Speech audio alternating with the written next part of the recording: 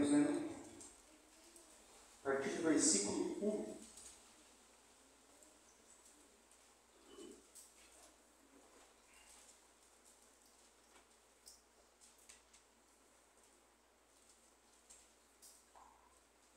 Diz assim: guardai-vos de exercer a vossa justiça diante dos homens, com o fim de serem vistos por eles. De outra sorte, não tereis galardão junto de vosso Pai Celeste. Quando, pois, deres esmola, não toques trombeta diante de ti, como fazem os hipócritas nas sinagogas e nas ruas, para serem glorificados pelos homens. Em verdade vos digo que eles já receberam a recompensa. Tu, porém, ao dares a esmola, ignore a tua mão esquerda o que faz a tua mão direita, para que a tua esmola fique em secreto, e teu Pai, que vem em secreto, te recompensará. Até aqui, vamos orar?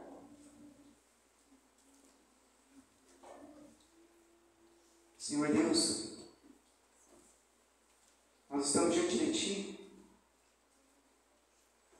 porque nós reconhecemos, ó Deus, os nossos pecados, reconhecemos, ó Deus, que nós não somos nada sem o Senhor. Pedimos, ó Deus, que o Senhor tenha misericórdia de nós, porque se o Teu Espírito não agir em nossas vidas, nós, ó Deus, somos apenas pó morto por essa terra. Precisamos do Teu Espírito para ter vida em nós, ó Deus. Porque o homem sem o Senhor, ele estará morto espiritualmente para sempre e eternamente. Mas se o Senhor, ó Deus, tiver misericórdia de nós, e vir até nós, ó Deus, e se revelar a nós, os pequeninos, então nós poderemos enxergar a Ti, contemplar a Tua glória, Deus, nos arrepender dos nossos pecados, então crermos em Ti e sermos salvos. Nós sabemos, ó Deus, que essa obra, ela não parte de nós, ó Deus. Nós, como homens, nós estamos mortos em nossos delitos e pecados, e não podemos, ó Deus, responder a Ti se o Senhor primeiro não vir a nós. Por isso, ó Deus, pela Tua graça, alcance os nossos corações, ó Deus. Aquele que é descrente, aquele que está desviado, aquele que está frio na fé, ó Deus. Por favor, ó Deus, nos ajuda, ó Deus, dando, ó Deus, o Teu Espírito sobre nós, ó Pai, a fim, ó Deus, de que possamos então compreender as Tuas maravilhosas palavras e sermos salvos eternamente, reconciliados com o Pai e tendo paz em nosso espírito. Nos abençoe, ó Deus, nessa noite, e que o Teu nome seja glorificado aqui neste lugar. Amém. Irmãos, o Sermão do Monte ou da Montanha é o primeiro grande sermão em que Jesus ele prega. E esse sermão ele se inicia no capítulo 5, como nós já viemos estudando ao longo dos dias. E o que aconteceu quando Jesus estava aqui? Nós vemos que havia uma grande trevas no coração dos homens. Os homens eles estavam perdidos em seus pecados. O homem ele já não conseguia mais ter discernimento, não conseguia mais ver a Deus, não conseguiam saber a diferença do certo e do errado. As leis de Deus já estavam ocultas ao entendimento do homem, por causa da escuridão do pecado. O pecado, ele tem esse poder de cegar o entendimento do homem, de fazer com que o homem, ele não enxerga a Deus, com que o homem, ele se desvie do caminho. E quando Jesus, ele inicia o seu ministério aqui nesse mundo, o que ele encontra? Pessoas perdidas em seus pecados. Pessoas cegas e sem nenhum discernimento. Pessoas caminhando pelas trevas, caminhando na morte eterna. Eles não tinham discernimento. Então Jesus, ele veio. E ele veio para nos salvar dos nossos muitos pecados. Como nós lemos aqui, o irmão Lucas leu no início. Dos nossos muitos pecados, não são poucos. Como aqueles homens olhavam, aqueles religiosos, e eles olhavam para aquela mulher e falavam, olha lá, aquela mulher pecadora. Como se eles não tivessem pecados. Mas aquela mulher, ao encontrar Jesus, ela reconheceu que ela não tinha apenas alguns pecados, mas que ela tinha muitos pecados. Quanto mais nós nos aproximamos da luz, mais claro e evidente fica para nós o quão pecadores nós somos. E quanto mais pecadores nós nos enxergamos, mais nós vamos entender e termos a necessidade de Cristo. É por isso que Cristo fala, aquela que muito foi perdoado, é porque muito me amou. O que pouco é perdoado, é porque pouco me ama. Muitos ao longo da sua caminhada cristã, pouco amam a Cristo, porque não conseguem enxergar a gravidade dos seus pecados. Não conseguem enxergar que eles ofendem a Deus todos os dias e que pecam todos os dias contra Deus. E na caminhada, então, muitos acabam, ao desenvolver os seus dons, talentos, ao mudar as suas experiências, ao ter a sua boa conduta e boa moralidade, eles acabam deixando Cristo de lado, como se as suas boas obras, os seus bons comportamentos e moralidade pudessem o salvar, como fez os religiosos fariseus. Mas aquela mulher, ao se aproximar de Cristo, ela reconheceu quão pecadora ela é. E Jesus veio exatamente fazer isso para nós. Quando Jesus vem a esse mundo, ele vem para que todos os homens possam se render a Deus. A proposta de Satanás ao homem, no início, é que se eles comessem o fruto, como Deus eles seriam. E isso é o pecado causado no coração do homem. Os homens querem ser como Deus. Mas quando Cristo vem, ele vem para trazer luz, para mostrar que nós não somos deuses, mas que há somente um Deus. Que nós não somos bons o suficiente, mas somente um é bom, que é Deus. Para quê? Para que todos nós nos dobremos diante do Senhor, para que todo joelho se dobre diante do Senhor, e que toda língua confesse que Ele é Deus. Você, eu, nós não somos Deus, nós não somos bons, nós não iremos para o céu pelas nossas boas obras, nós nunca seremos perfeitos. E Jesus, ele vem fazer isso nesse Sermão do Monte, mostrar para nós como nós somos pecadores, a fim de que nós deixássemos de confiar em nossas obras e passássemos a confiar somente nas obras de Cristo. Cristo, ele veio trazer luz aos nossos olhos, meus irmãos, para nós enxergarmos o quanto nós somos pecadores, para que nós deixemos de confiar em nossas boas obras e passássemos a confiar somente nele, somente Cristo, somente em Deus. As pessoas acham que serão salvas pelas suas boas obras, pelos seus bons comportamentos, pelas suas boas condutas morais, e acham que através disso alcançarão a misericórdia de Deus. Esse era um pensamento recorrente daquela época, onde os religiosos fariseus olhavam para as pessoas e diziam, elas são pecadoras. Lembra quando Jesus estava comendo com muitas pessoas, né, lá do mundo, como eles dizem, estava lá comendo com as pessoas. Então chegam os fariseus e olham para Jesus e falam, olha lá, ele está comendo com pecadores, como se as outras pessoas fossem pecadoras e eles não. Então os religiosos daquela época se achavam que não eram tão pecadores. Quando Jesus começa a expor o Evangelho, aqueles homens achavam que cumpriam com perfeição o Evangelho, que cumpriam com perfeição a lei de Deus. Quando chega aquele homem rico diante de Jesus e pergunta para Jesus, Jesus, o que eu preciso de fazer para ser salvo? E Jesus fala, olha, você precisa de cumprir todos os mandamentos. E aquele homem fala, não, Jesus, só isso eu já faço. Então, os religiosos, ele tem esses pensamentos, que eles são bons e que eles conseguem cumprir toda a lei. Mas quando Jesus então começa a aprofundar no entendimento da lei, nós começamos a perceber que nós não conseguimos cumprir nenhuma das leis. E em todas as leis nós falhamos. E em todas as leis nós então nos tornamos culpados e pecadores. Todos os homens são culpados diante de Deus pelos seus pecados. Não há nenhum justo sequer, nenhum que faça o bem. Todos nós precisamos de Deus. Mas naquela época, aqueles religiosos, os fariseus, achavam que pecadores eram somente as outras pessoas. E é por isso que Jesus ele inicia o Sermão do Monte dizendo: bem-aventurado os humildes de espírito. O que são? Quem são os humildes de espírito?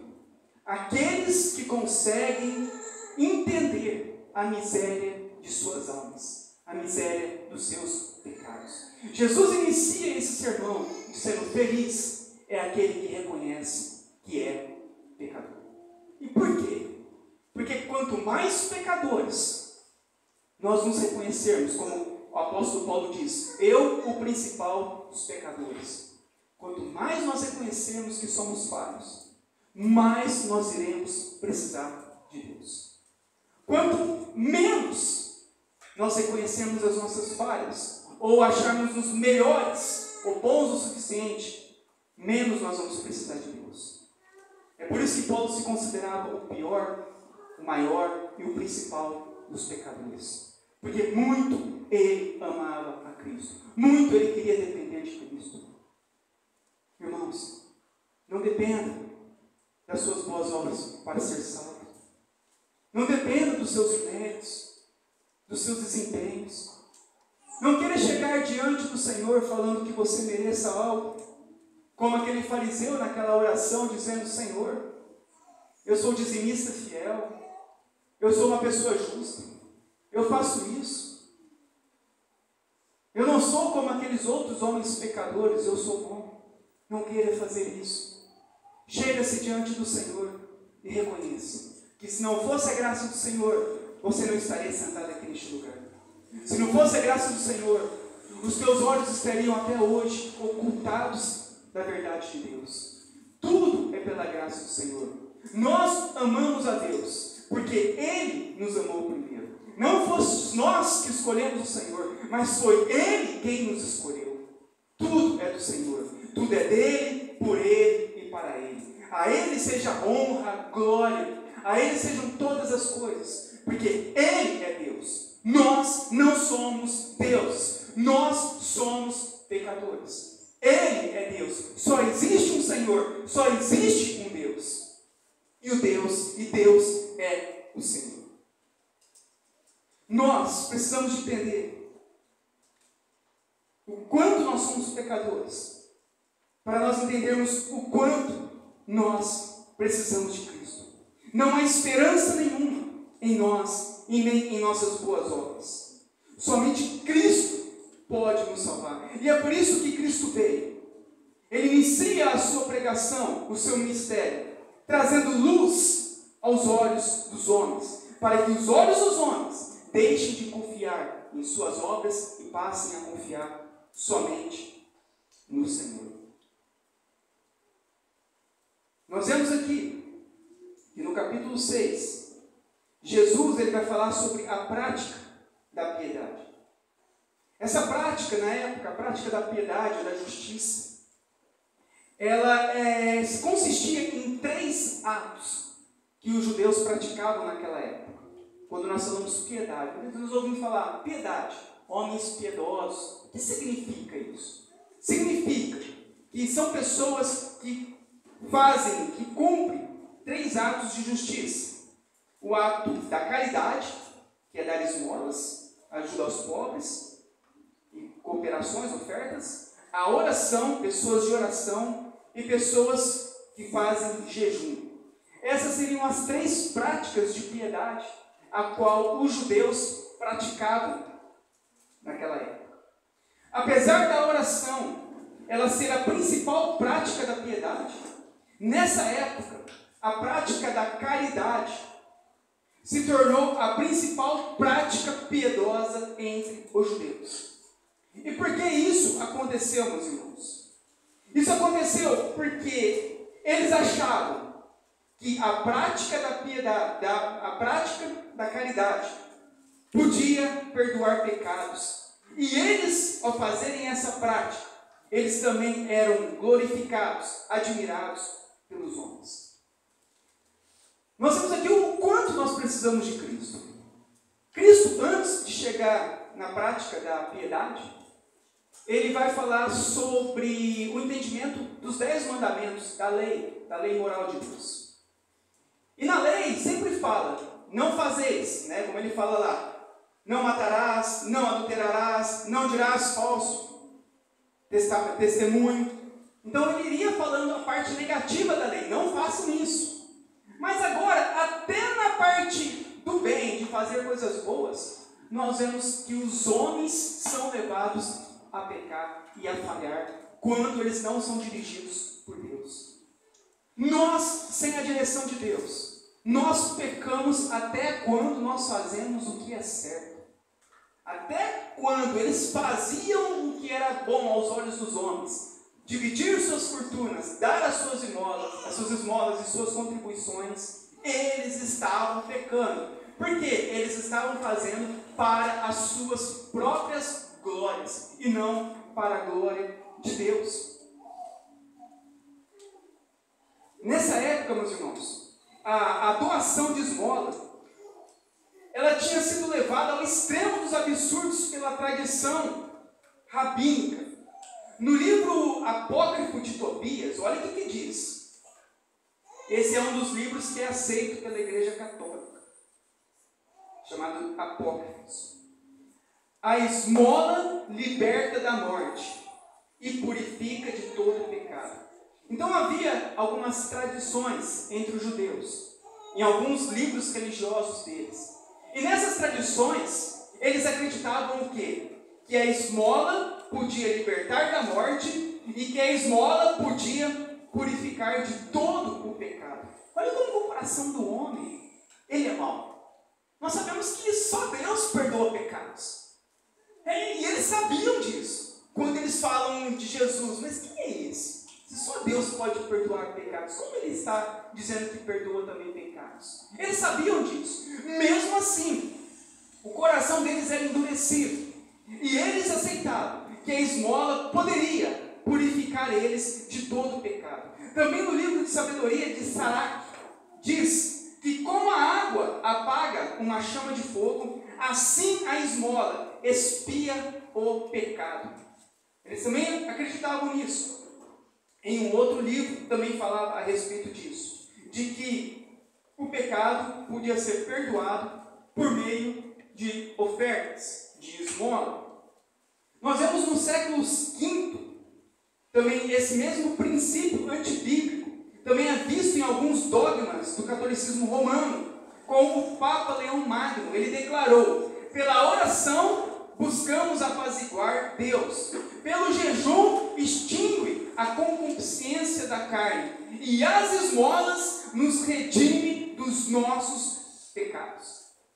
Então até a Igreja Católica Romana, através do Papa Leão Magno, declarou isso, que as nossas esmolas poderiam perdoar os nossos pecados. Então essa era a consciência que estava vindo ao longo do tempo, por causa da dureza do coração do homem, ao achar que dar as suas ofertas, contribuições e doações, eles poderiam então ir para o céu. Logo, eles amavam dar as suas esmolas, porque eles amavam ser como Deus, eles queriam ir para o céu, eles compravam o céu com os seus dinheiros. Essa é a mentalidade do coração do homem. O homem acha que vai chegar ao céu por causa daquilo que ele faz, por causa das suas doações, por causa do seu dinheiro, por causa dos seus méritos e boas obras. Isso é o que está no coração do homem, porque o homem ele não quer Deus, ele quer ele mesmo se salvar. O homem quer ser o seu próprio salvador, mas a Bíblia fala que não tem para nenhum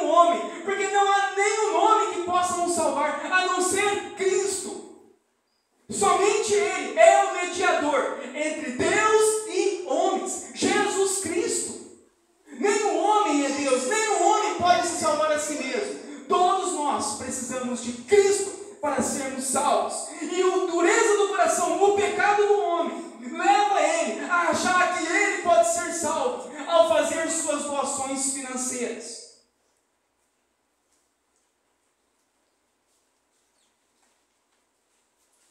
Talvez nós estamos aqui e achamos isso. Meu, eu nunca faria isso. Eu falo para você, você faria. Se Deus não tivesse aberto os teus olhos e o teu coração, você estaria, nesse momento, acreditando nas mesmas coisas, que as tuas obras poderiam te salvar, que as tuas doações de cesta básica e ofertas poderiam salvar a tua alma e te levar ao céu. Em nossos dias, nós também, irmãos, nós temos também a teologia da prosperidade, que distorce também a prática das esmolas aqui.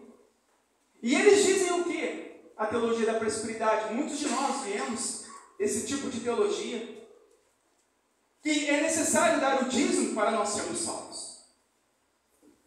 O R.R. Soares diz que quem não dá o dízimo está roubando a Deus, e que os roubadores não herdarão a vida eterna. Sendo assim, para herdar a vida eterna, é necessário dar o dízimo.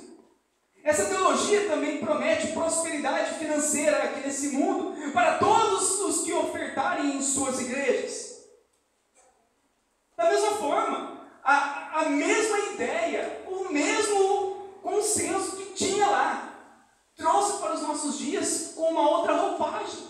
E diz a mesma coisa: para ser salvo, precisa de dar o dinheiro, precisa de dar o dízimo, para você comprar um terreno lá no céu. Nós vemos isso nas indulgências. Martinho Lutero brigou com isso, brigou com todo mundo por causa disso. Somente Cristo pode nos salvar. Tem um outro movimento também em nossos dias chamado Missão Integral, que tem o foco principal, a parte social da igreja, que é tirar o pobre da pobreza e lutar por justiça social. Também não é isso.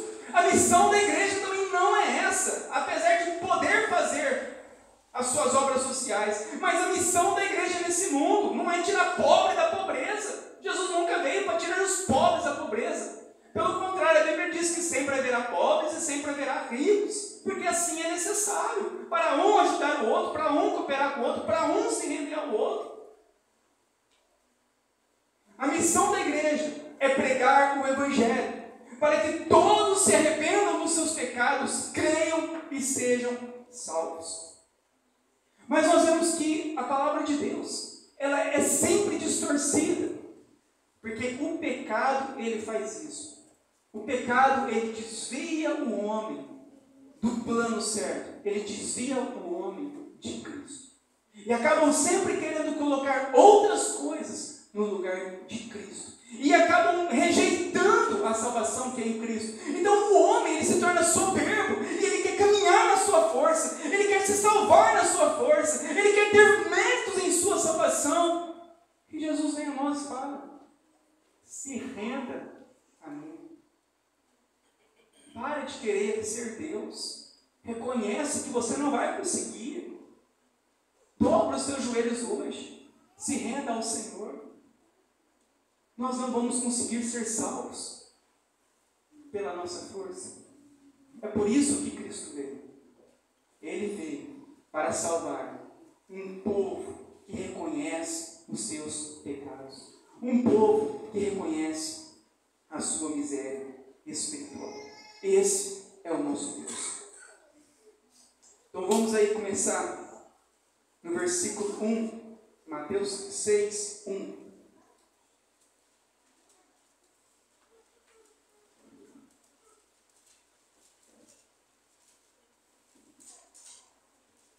Diz assim: guardai-vos de exercer a vossa justiça diante dos homens, com fim de ser visto por eles. De outra sorte, não tereis galardão junto a vosso Pai Celeste. Então Jesus, ele vai iniciar sobre a prática da justiça, a prática da piedade, a trazer o que estava no coração do homem. quando eles faziam algo que era bom.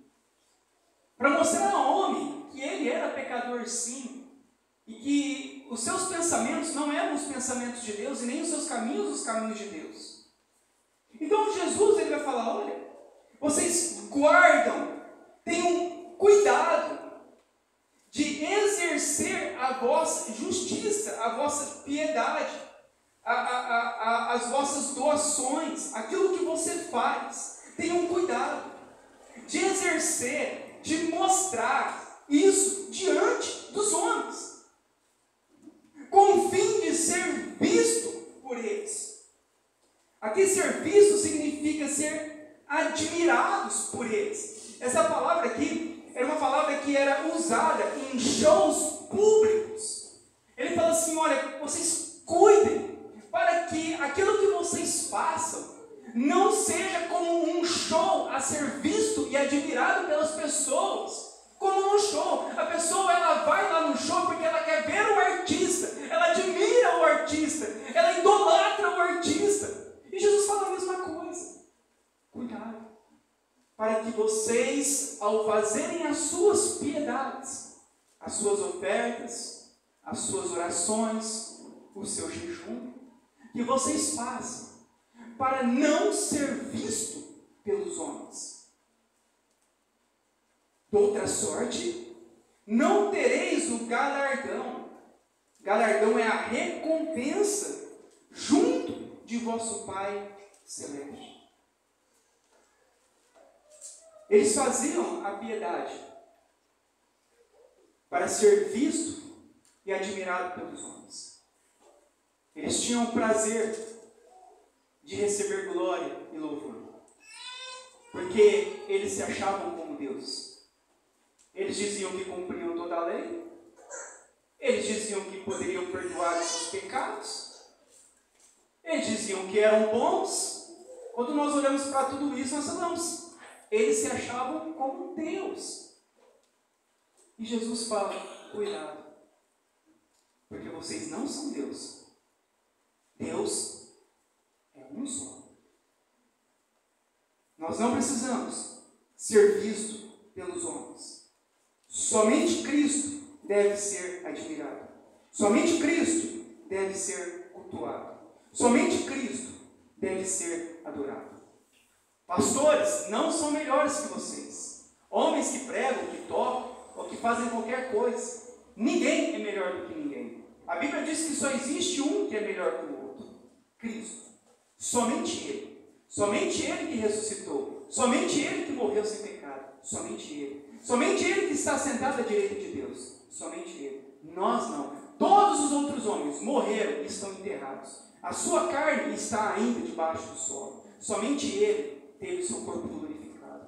Somente Cristo é Deus. É por isso que nós não devemos admirar homens. Nós não devemos cultuar homens. Nós não devemos colocar a nossa esperança em homens, mas somente em Cristo.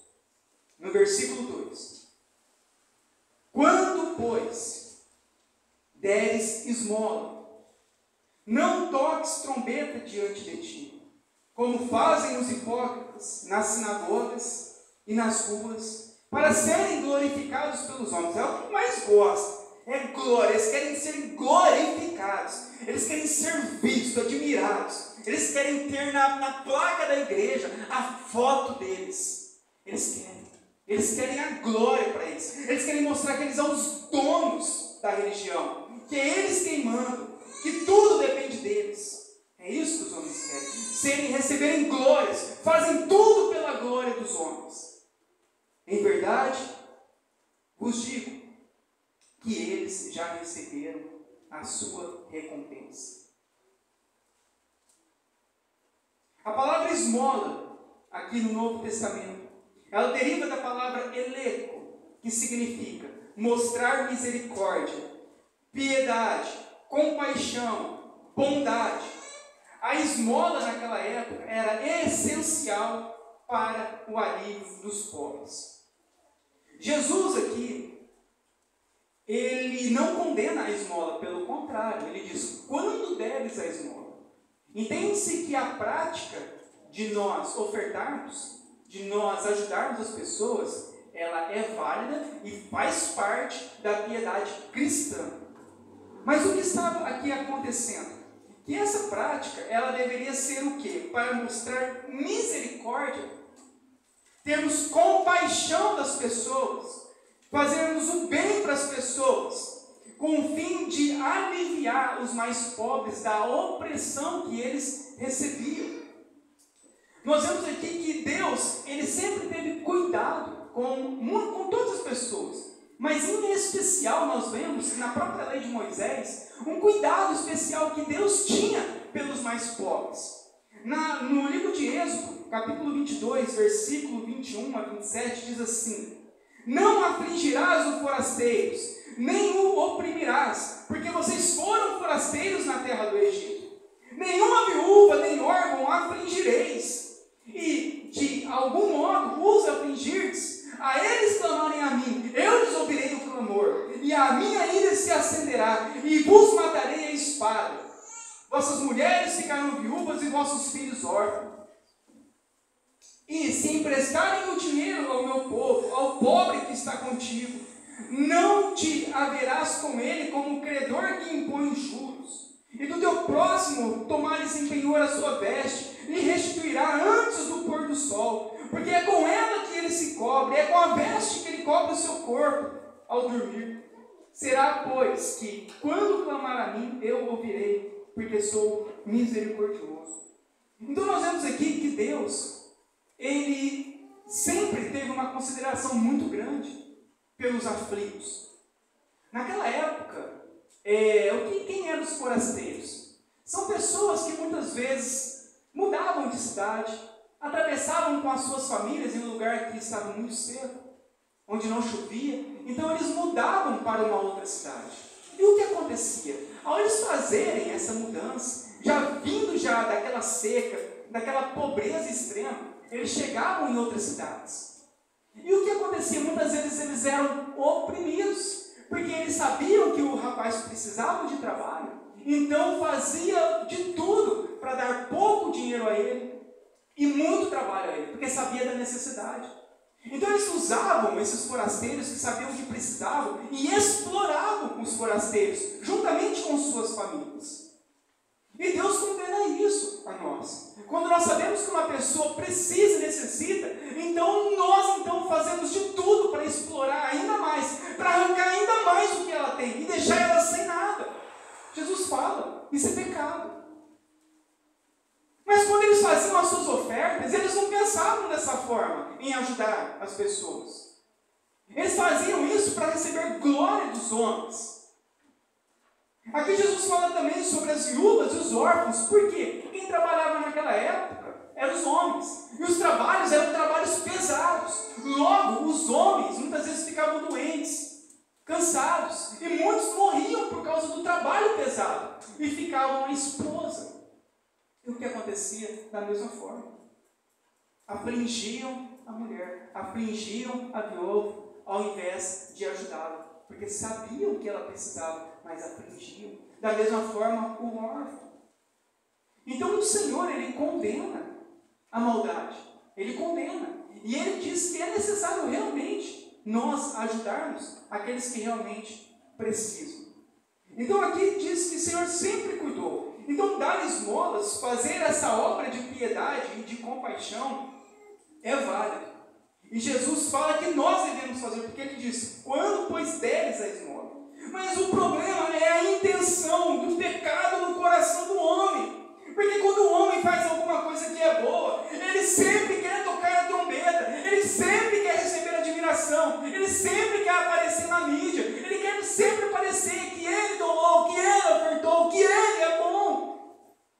Esse é o grande pecado que Jesus está condenando aqui, a forma com que nós fazemos, a intenção do nosso coração.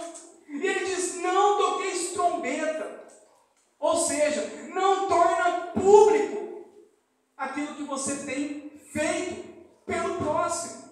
Aqui naquela época, acontecia duas coisas principais a respeito de tocar a trombeta.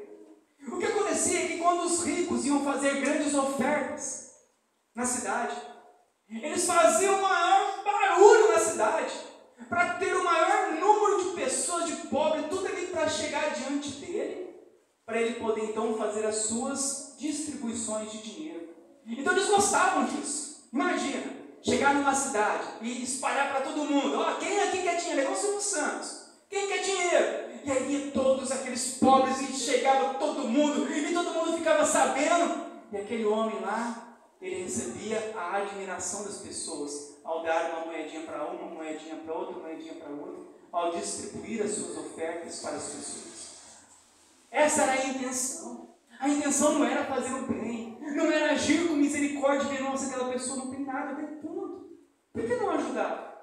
Resolviam dessa forma. Eles faziam e queriam que os outros vissem, para falar: olha, aquela pessoa é boa, aquela pessoa é muito boa, olha quantas coisas ela faz de bom. Faziam com a intenção de glória, ao mostrar para todos, ao chamar a atenção para todos. Também era o costume naquela época, as suas doações no templo. O que eles faziam? No templo, eles gostavam de pegar as suas moedinhas, quando eles fossem para o templo, aqueles montes de moedinha que eles iam para as doações, e eles gostavam de fazer os barulhinhos quando colocavam no gasofilaço. Então eles gostavam de chegar ali, na hora que fossem ofertar. Imagina, mesma coisa aqui. O irmãozinho vai lá, coloca uma moedinha, aí chega um com muito dinheiro e começa a colocar as moedinhas, pá, pá. E quando as moedinhas caíam, faziam barulho. Tanto que na época da Reforma Protestante, quando eles cobravam as indulgências, eles diziam assim, que cada moedinha que caía, ao fazer o barulhinho, plim, era uma alma saindo do purgatório e indo para o céu. Então eles falavam desse jeito. Aí o povo tudo fazia fila e colocava, plim, né? Mas chegavam os ricos e jogavam aquelas montes de moeda e fazia aquele barulho. E aí, gostava, todo mundo olhava: olha, aquela oferta é grande, aquele tem dinheiro, aquela pessoa é boa. É por isso que eles achavam que os ricos iam para o céu. Né? Quando Jesus falou: era mais fácil um camelo passar pelo buraco de uma agulha do que um rico entrar no céu. Porque naquela época eles achavam: olha, se as esmolas podem nos levar ao céu, os ricos estão todos salvos. Então eles tinham admiração e falavam: Deus está com os ricos. Porque se Deus deu muito dinheiro para o rico, e se o rico pode comprar o céu, então Deus está com os ricos. Então eles se vangloriavam por serem ricos e fazerem as suas ofertas, e aquele barulho, e tocar aquelas trombetas diante dos homens, e todo mundo parava para ver aqueles homens e admiravam aqueles homens. E Jesus fala: não toques a trombeta diante de ti, como fazem os hipócritas, nem nas sinagogas e nem nas ruas, para serem glorificados pelos homens. Aqui, hipócrita, no grego, significa ator de teatro, alguém que usa uma máscara, que finge ser piedoso, mas que a intenção do coração é receber glória dos homens. Para nós vermos o tamanho da corrupção do nosso coração. Quando nós pendemos sempre para aquilo que é mal. Esse é o nosso livre-arbítrio. Fazer o que é mal. Nós nunca escolhemos fazer o que é certo. Sempre o que é mal. Pendemos sempre para aquilo que queremos receber glória. Pendemos sempre para aquilo que nos beneficia. Esse é o mal. Quando Jesus veio, Ele veio para trazer luz ao coração dos homens, para que eles possam se arrepender dos seus muitos pecados. Muitos pecados. Não são poucos, muitos. Nós somos pecadores. Então Jesus fala: eles são hipócritas, porque eles usam uma máscara, eles fingem a piedade, mas o que eles desejam realmente é a glória dos homens. E ele termina no versículo 2 mesmo: em verdade vos digo que eles já receberam a recompensa. Essa palavra recebeu a recompensa, ela é também de uso comercial. É uma palavra grega que indica um pagamento integral com recibo. Significa que aquele que fez para ser vistos pelos homens eles já receberam o pagamento completo, a glória dos homens. De Deus não receberá mais nada. Foi pago. A glória, a admiração dos homens pagou por completo tudo aquilo que eles fizeram de esmola, tudo aquilo que eles fizeram de bom. Versículo 3. Tu, porém, ao dares a esmola, ao fazer a piedade, ao fazer o bem, ao fazer doações, ignore a tua mão esquerda o que faz a direita. Ou seja, ninguém precisa de ficar sabendo o que você fez. Deve ser algo tão secreto que nós mesmos nos esquecemos que ajudamos quando o encontrarmos novamente. É dessa forma que ele quer dizer para nós. Deve ser algo tão secreto quando você se dispõe a ajudar alguém que você nem lembra que você ajudou aquela. Você nem lembra o que ajudou aquela pessoa. É dessa forma que nós devemos fazer as nossas doações e a nossa piedade, sem esperar nada em troca, sem esperar a admiração de ninguém, mas somente para a glória de Deus.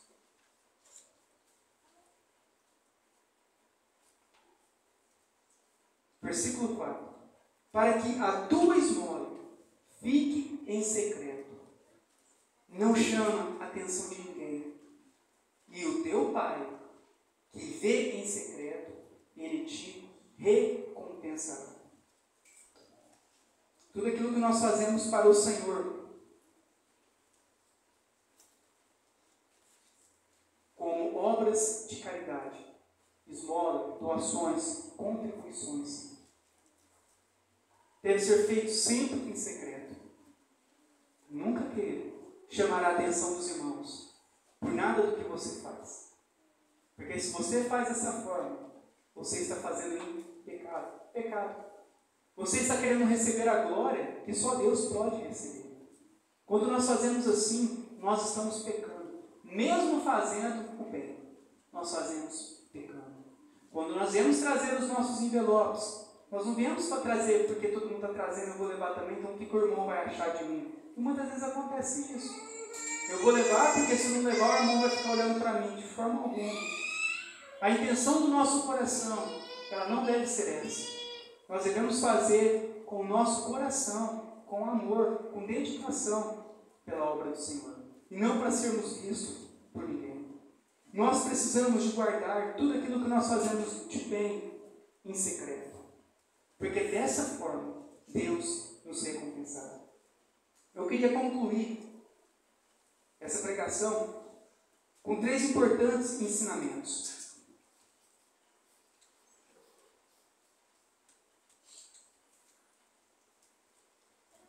O primeiro é o versículo 2, que diz assim: quando deres a esmola. No versículo 3, tu, porém, ao dares a esmola. A prática da caridade, ela é uma prática muito importante para a igreja. E o próprio Jesus afirma que nós devemos praticar essa justiça. E de que forma nós praticamos essa obra, essa prática da piedade?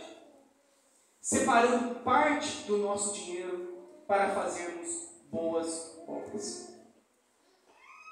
Nós precisamos de aprender a ajudar uns aos outros em suas necessidades, a sermos cooperadores da obra de Deus e a destinarmos parte do nosso dinheiro para obras missionárias. E também ajudar aqueles que de alguma forma honesta estão necessitados.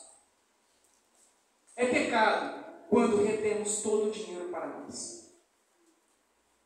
É necessário nós entendermos isso. Que aquilo que vem nas nossas mãos, nós devemos sempre tirar uma parte para ajudarmos e fazermos boas obras. Nós não podemos reter tudo o que Deus tem dado para nós. Muitas vezes nós viemos de igrejas que falam de prosperidade, e que querem todo o nosso dinheiro, e que querem que você queima na fogueira santa tudo, e dê tudo fixe. Não é isso. E não é para dar tudo aqui também. Não estou falando nisso também não. Eu estou falando para nós estarmos atentos a pessoas que precisam realmente da nossa contribuição. Talvez o irmão que está do teu lado está precisando. E talvez nós fechamos o nosso coração e guardamos tudo para nós e nunca ajudamos ninguém. É necessário nós sermos caridosos. É necessário nós sermos ofertantes. É necessário nós sermos generosos. Era uma prática. Ela se tornou a primeira e maior prática deles, de forma errada, porque a maior prática é a oração. Mas eles deram muito ênfase para receberem glória.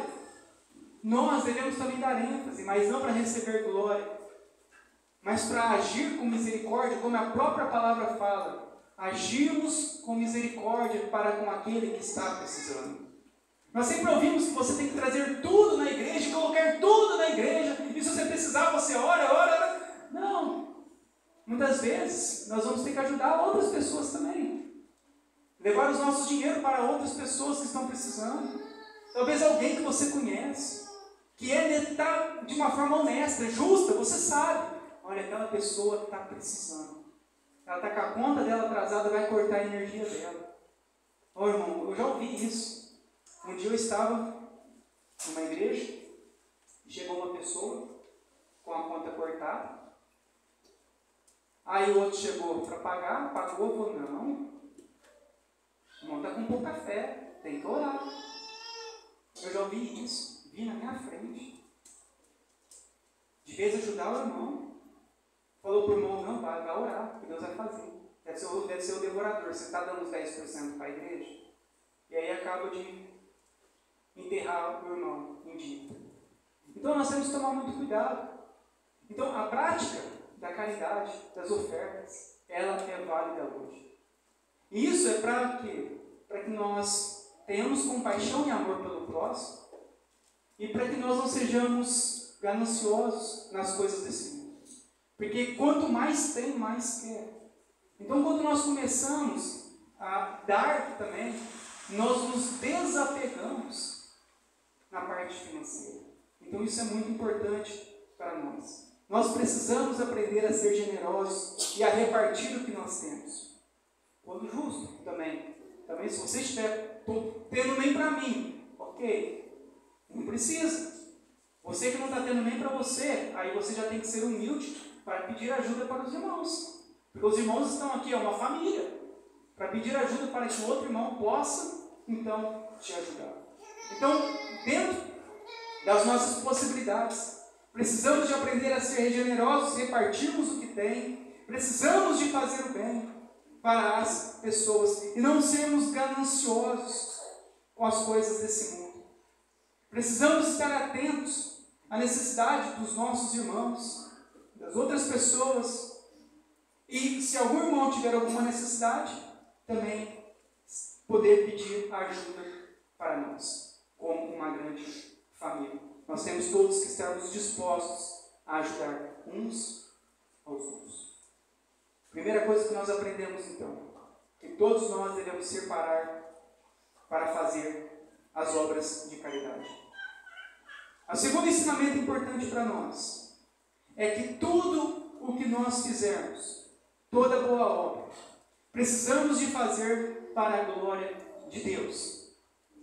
O Senhor diz, assim brilhe a vossa luz diante dos homens, para que vejam as vossas boas obras e glorifiquem a Deus que está no céu.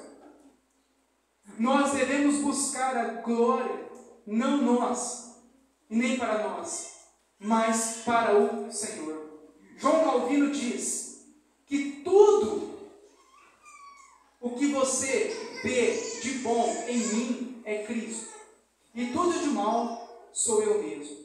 É por isso que nós, ao fazermos algo de bom, nós devemos nos lembrar, é Deus quem está agindo na nossa vida. Por isso, Ele deve ser glorificado e somente Ele. Sempre quando nós fizermos algo, lembre-se que se fizermos algo bom, é Deus agindo na nossa vida. Por isso, Deus deve receber toda a honra e toda a glória. Ninguém precisa de ficar sabendo, eu quero dar uma oferta para o irmão que eu passo. Dá para o irmão, dá para o outro irmão, e fala, irmão, dá para o outro irmão, para o outro irmão, e passa lá para o irmão, mas ninguém precisa saber que fui eu. Não quero nem falar que fui eu. Acabou. Um já passou por já deu, mandou te entregar. Acabou. Manda uma cesta básica. Manda. E um ajuda o outro. Ninguém precisa de saber. E no final, Deus receberá glória. É para Ele que nós devemos fazer. Nós não devemos fazer para nós nos aparecermos. Não devemos fazer para nós, mas para a glória de Deus. Nessa época, os homens buscavam a glória para si. Eles faziam para serem vistos pelo homem, porque eles gostavam de receber glória. Nós devemos fazer somente para a glória de Deus. E o terceiro e último ensinamento. Aqui diz no finalzinho do versículo 4.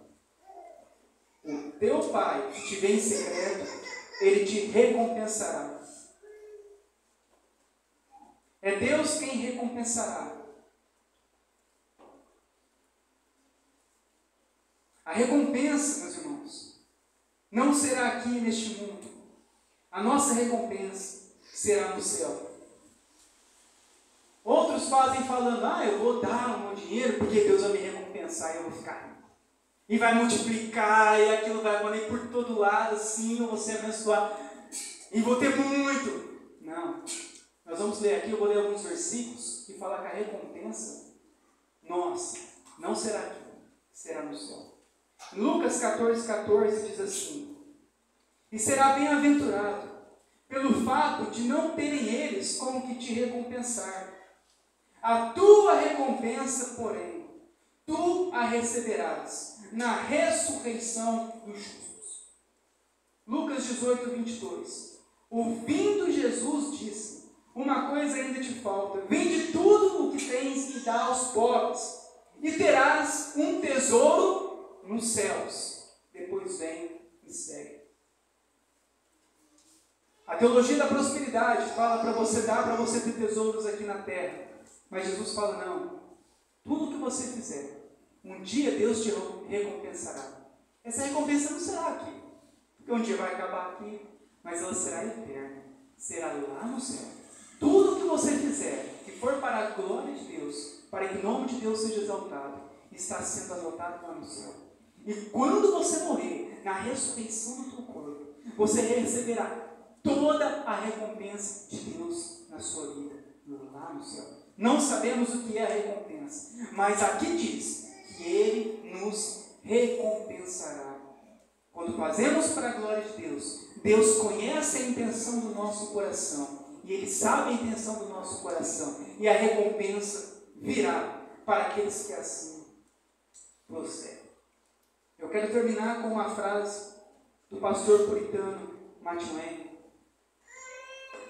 Ele diz assim: fazer caridade é uma tarefa que todos os discípulos de Cristo, conforme a sua capacidade, devem realizar em abundância. É verdade que nossas obras de caridade não nos fazem merecer o céu. Mas é verdade que não podemos chegar ao céu sem elas. Nós sabemos que quando nós fazemos a caridade, doação, isso não pode nos salvar.